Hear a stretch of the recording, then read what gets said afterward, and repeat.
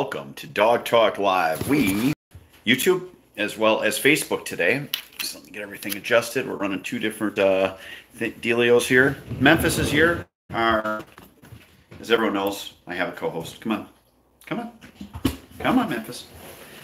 She's a little shy today. I think she actually just woke up, so she's, under the spell of Memphis is the co-host of Dog Talk Live.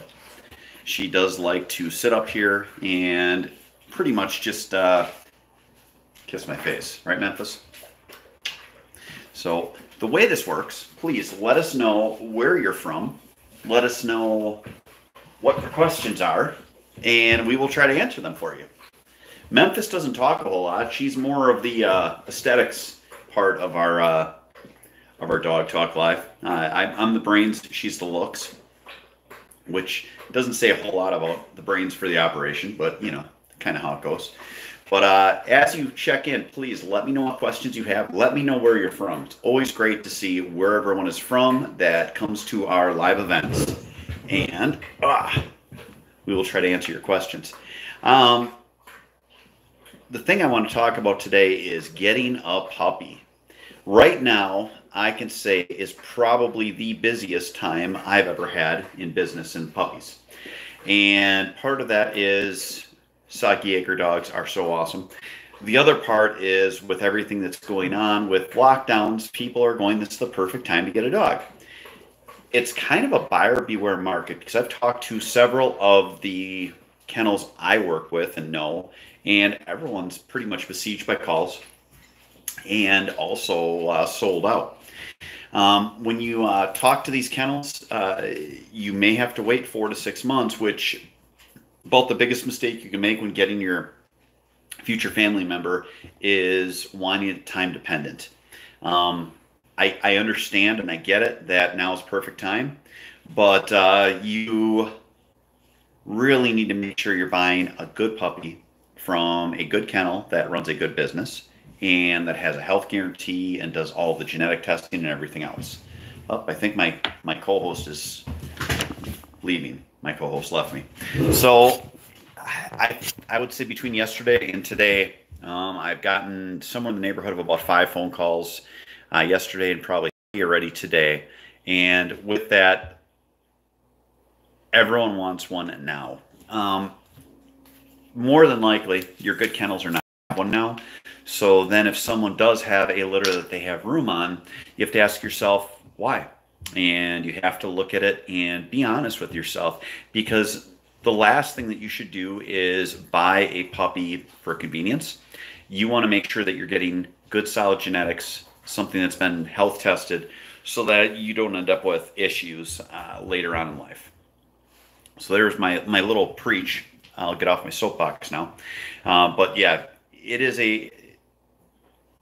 there are a lot of people that be in the dog business, and there are a lot of people that don't do it the right way. So make sure you're doing your research. Make sure that you are finding yourself a good quality puppy from a good quality business. So again, as you come in, please check in. Let us know where you're from. Let us know what questions you have. Hello, Mr. Eland. Good to see you. Lisa McBride, good morning to you as well. We are noon here in Wisconsin. We are in between storms. We're supposed to get a bunch of thunderstorms tonight. It's very humid out, which is weird because it's the first year that, or first day of this year that I've had to deal with humidity. But got the dogs out, just trying to get finalized and through our trained retriever force fetch, and also start to work on other things. It's really it's a tough time in training where we're at. Scarlett's brought us a drop. She's brought us a toy. This is her gray fox. All right, here's Scarlett, and away it goes. She I believe would like to take Memphis' spot as co-host, as well as she would like me to throw stuff for her so she could play. Who knew? Again, let us know what questions you have, please. Let us know where you're from. We're on Facebook as well as YouTube today. We're doing a YouTube live.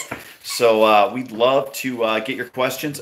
YouTube, if you ask questions as well, please type them on. I'm pretty certain read them. If you're watching after we are done doing these live events, feel free to comment, and I'll come back and I'll answer it at a later date. If it's something that you don't want to ask, you can always email me, sportingdogtv@gmail.com. All right. See what we have here. Hello, Michigan. You should have a beautiful day there, Miss Stephanie. Yesterday, our day was just awesome, and then started to rain. I think the rain's not supposed to start until this evening or tonight, though. So it's humid, it's cloudy, but at least it's I can't beat that. This weekend's supposed to be up in the 70s. It's our last turkey tag we have for our season for our family. Callahan's turn, so it should be a fun weekend. Got let's see. Got Marcia from North Dakota. Good morning from Northern California. Hello, Jackie. Let's see here. Do we have any comments? Nope, we do not have comments as of right now on YouTube. So let me know what questions you have. Again, we talked about how everyone wants to get a puppy right now and how busy things are. So telling people it's a buyer beware market, so be careful. There, we got it. Checking in from South Dakota for Braden on YouTube. Good to talk to you, man. Find yourself someone that's running a good business, and in the end, you're going to be so much happier once you get to that point. Tried today at noon. Usually we're doing these every day in the afternoon. I always try to see if any time is busier than another. Not going to do Dog Talk Lives later in the evening. That's my time. But we'll try one maybe this week during the morning, and just push stuff out there. I think it's probably early afternoon is probably our best. But again, if you're watching this after, let me know what questions you have. We'd love to answer them. You don't have to be on the live event to ask a question. Hello, Sherry from Pennsylvania. Yeah, so today we're working on finishing up our force fetch. So what I do now is I'm finalizing force fetch or trained retrieve with the dog. We're through our collar work, and I will take birds out, or did take birds out. I work with the dogs and birds, let them have fun, and then kick back and work on the work stuff, which is the finishing up the force fetch. I don't do that with birds. I do it with bumpers. And it's just kind of getting through that final transition phase until we can really go full out and start working in the field.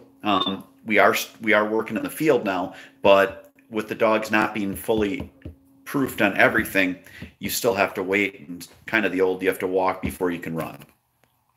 Let's see here. Lisa McBride. I have 2 pups, one just over a year, one just under.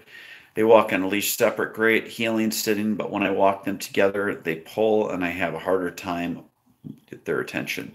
So Lisa, you it sounds like you're dealing with dogs that are being competitive. When you have hunting dogs too, they will do the same thing in the field. What I would do is, if you haven't, work with them on a pinch collar and transition that into an e-collar. Once you have an e-collar, you can get a 2-dog model, and then you can just correct the dogs at will and get them in line so that they're listening. I am a Diet Mountain Dew addict, so please don't hold that against me. Let me know if that answers your question, Lisa. All right.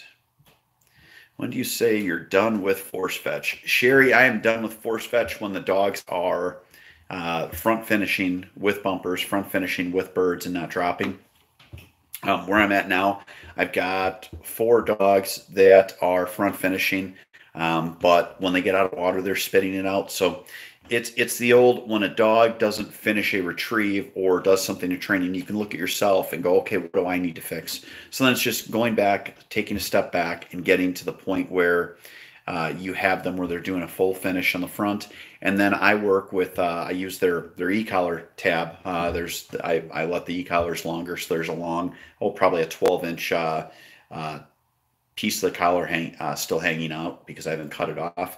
And then when the dogs come in, I will grab that and I will work them around, telling them hold, tell them to heel, sit them, and then take the bumper from them. All right. Any good suggestions to keep dogs safe now that it's snake season is here?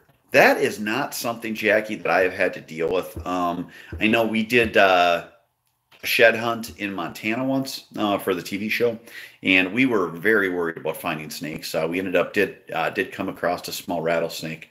Dogs were safe, but that is a very big concern. So you're going to want to stay out of snake area if you can, and I believe they have snake kits for people, but as well as dogs. And I would talk to your vet on what to do if your dog would get bit by a snake so that you would know what action to take. Jeff, the volume is in and out. Is that me or you? I don't know. With Facebook Live, there have been times where they've worked on it and things haven't worked well. Please let me know if anyone else is having issues with volume. There's not a whole lot I can do about it. We're basically just on a live event using phone and computer. I'm assuming it's either the aperture, or that it's that it would be on your end. I'm talking right to the computer, so I don't think it would be on our end. Hello, Annette from New York. How are you doing today? Again, thanks for checking in. Let me know where you guys are from.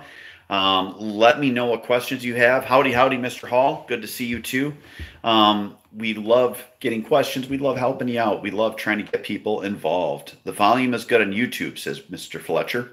So YouTube, we're set. That's running on my phone. The other is on my computer. So let's see here. Same thing happening up here. Cutting in and out. Boy, I don't know what the problem would be then as far as it must be something with the app because obviously I'm talking right to the computer. So if this would be something that we have a problem with in future, maybe next time I'll try doing the Facebook Live on the phone and the computer. We could do the live for YouTube. That'd be a way to kind of switch it up. But let me know if it improves. Do apologize for it. Again, if you have questions, if I'm not answering them, or you can't understand what I'm saying because it's going in and out, let me know and I'll type out an answer after we do the live event. Mr. Hall, yes, I know you are on Facebook. Your comments are coming up on the Facebook comment side. We don't get as many people watching our YouTube lives. I think it's just because I haven't taken the time to actually push and do them. But we're going to try to do the YouTube lives more too, just to give us some more content on there. I've got a Snoot popping in. Oh, co-host is here. And then there's Scarlett. I wish everyone could see my house. Literally, it'll be quiet in the house. There's nothing going on. And I get to the point where it's like, all right, we're going to do the live for the day. And the dogs just spring to life. And all of a sudden, everyone's got toys. Everyone's sniffing me. Everyone's biting on my hand. Everyone's trying to get my attention. It's basically like having kids. And the minute you're on the phone, then they have a question for you and they want to interrupt you. So that's pretty much where I'm at with the dogs. I do have 5 dogs in the house. We have 5 labs in the house, and it is always fun. I can tell you when there are down times in life, all you got to do is lay on the floor and let the labs love on you, and that'll definitely cheer you up. I do also have a cleaning service. They come once a week to do the floors because with 5 labs, you get dirty floors. All right, let's see what other questions we have. So we're good now, according to Jackie. All right, awesome. All right, hello from southeastern Pennsylvania. Miss Grunert's on, Marty's on, Jeff Murphy's on. Let me know what the questions are, guys. We need some questions. If you've got questions on YouTube, let us know what the questions are there too. Again, hey, there, I got something for you. We have Soggy Acres Retrievers merchandise. We are doing an order for t-shirts. We are also going to be getting more of our hooded sweatshirts. They have the logo on the front and the back.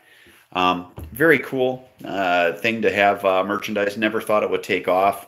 But yeah, we sold quite a bit of stuff. So we decided that we'd have some more things out there so that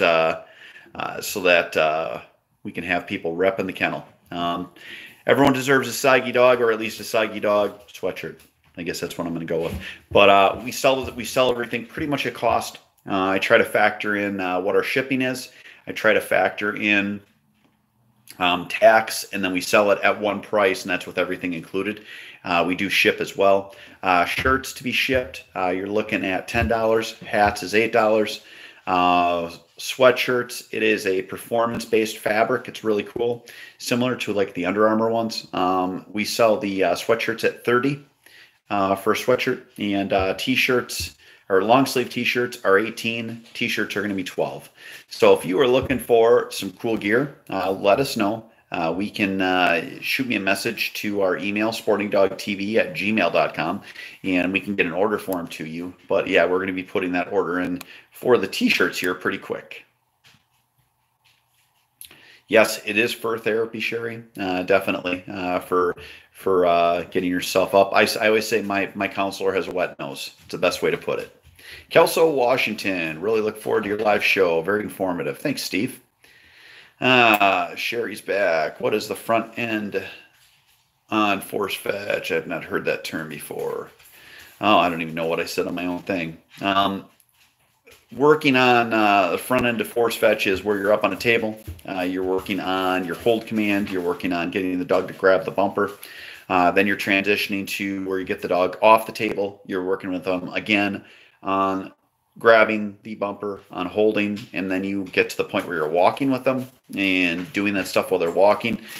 We are now to the point where a couple of the dogs are dropping when they come out of the water, which is, you don't want that to happen. So it's nicking them with the collar, telling them fetch, and then also getting to the point where you are working with them picking up off the ground if needed. I don't always go to picking up off the ground and forcing them to pick up off the ground. It kind of depends on where the dog is at. If the dog will go out and grab something and do their job, then I will just let them slide on that, so I don't have to take the pressure off there. But right now it's transitioning to the point where we're taking pressure off the dogs, trying to make things fun to get them to drive out and want to do the work. We're going to start doing fun stuff with the dogs. I've been attacked by a dilapidated alligator from Scarlett. Going to start working where we're taking the dogs out and having fun every day, and in lieu of training twice a day. Again, just trying to take that pressure off, getting them so that they're really wanting to work and having fun. So I hope that helps. All right, let me know what other questions you have. Otherwise, what we are going to do is we're going to call it for the day. I am going to have a good poll question for tomorrow. I'm going to look at a few suggestions that we had, and we'll put up a poll question. But if you are watching this again after, or you think of something that you want to ask after, go ahead and throw it up on comments, and I will come back and I'll try to answer your questions for you. I do appreciate your guys' time. I hope this is helping everyone get through a really rough time. It's fun to be on here and talk to everyone. Let's see. Jeff said, I appreciate the recommendations. To be sure you have fun with your dog, particularly if they are young. My first lab was remarkable. Dog's manual for training. In case he seemed to just eat it up. When I was 6 months old, no e-collar, he would do something. That's awesome, Jeff. Yeah. When you are working with dogs, the other tip I always give everyone is all dogs are different. My first dog was very hard-headed. And then I had her daughter that was out of one of her litters. And that was a dog that was very soft. Had a lot of drive, but very soft, where you had to almost play like counselor with her to get her to do stuff. And if you put too much pressure on her, she'd fall apart. Had all the ability in the world. It was just a different training method. So always realize that all dogs are different, and go from there. We just had a question from John. Are Field Goldens difficult to train? John, I've worked with some nice Field Goldens. They're a little softer than labs. The ones I worked with didn't have quite the drive of some of the labs, but they're very nice dogs. All right. If anyone has any other questions, otherwise we are going to call it for the day. I do appreciate your time. I do appreciate you stopping in to watch Dog Talk Live. Hope everyone has a safe and blessed day. Take care.